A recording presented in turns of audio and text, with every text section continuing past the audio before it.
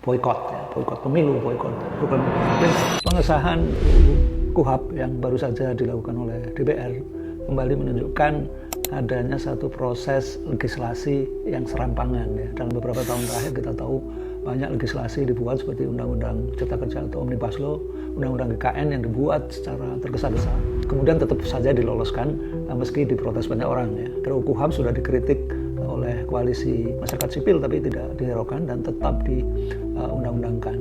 Undang-undang ini justru punya potensi untuk sebenarnya memperkuat peran polisi yang dalam beberapa tahun terakhir kita tahu sebenarnya polisi adalah lembaga yang harus direformasi. Yang pertama misalnya dalam penggeledahan dan hal-hal yang terkait untuk penggalian bukti oleh polisi yang dulu harus seizin pengadilan, sekarang tidak lagi. Misalnya Anda bisa disadap oleh polisi, pembicaraan telepon dan atau lalu lintas komunikasi digital bisa disadap oleh polisi tanpa harus izin pengadilan ya. Sementara dulu itu diatur. Yang kedua misalnya dalam kasus narkotika, selama ini polisi misalnya bisa menyamar, membeli atau menjual narkotika yang kemudian bisa menjebak seorang pedagang narkotika.